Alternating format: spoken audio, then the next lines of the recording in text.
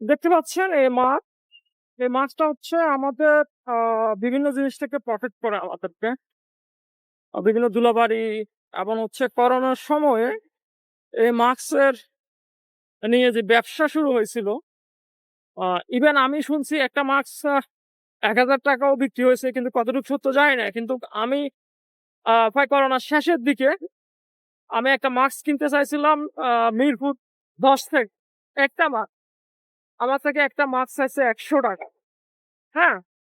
তেমনি বাংলাদেশের ট্র্যাজেডি গুলোতে বাংলাদেশের কিছু অসাধু ব্যবসায়ী এই মাস্ক নিয়েও ব্যবসা শুরু করে, মানুষের দুর্বল জায়গাগুলো ব্যবসা শুরু করে। তেমনি মাইলস্টোন স্কুলের ট্র্যাজেডিতে যে এলাকায় বার্ন ইউনিট আছে এবং হচ্ছে যারা বার্ন ইউনিটে পানি রুগীদের সংখ্যা বেশি এবং হচ্ছে ওই একটা ওইখানে বিল জমা ছিল, ওই জায়গাগুলোতে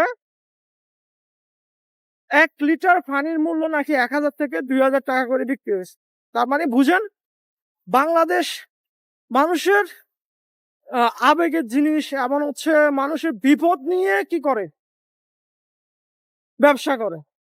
তো তারা সিজনাল ব্যবসা যারা আছে তারা এই কাজগুলো বেশি করে এবং হচ্ছে সব ব্যবসায়ীদের মধ্যে দেখা যায় আর কি অ্যাকচুয়ালি।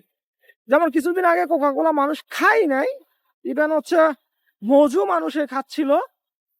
হ্যাঁ, ইভেন মজুর দামও বাড়ায় দিছে। ইভেন আবার যারা মজু রাখতে চাচ্ছিল না আর কি টোটালি, যে আমি কোকাকোলা বিক্রি করবো, হয়তো কোকাকোলার প্রোডাকশন থেকে তাদেরকে অফার দিচ্ছে ফ্রিতে বিক্রি করার জন্য, কোকাকোলা মার্কেট ধরে রাখতে হবে। হ্যাঁ, তো এই হচ্ছে বাংলাদেশের পরিস্থিতি। বাংলাদেশের আবেগের জায়গাগুলোকে মানুষ আবেগের জায়গাগুলো নিয়ে খেলে। তো আমাদের মানবতা কোথায় গেছে এবং হচ্ছে আমরা যদি মানুষ হিসেবে ঠিক না হয় তাহলে দেশটা কখনো ঠিক হবে না। এত জুলাই আসলো গেল, কত জুলাই যাবে, তবু আমরা ঠিক হব না।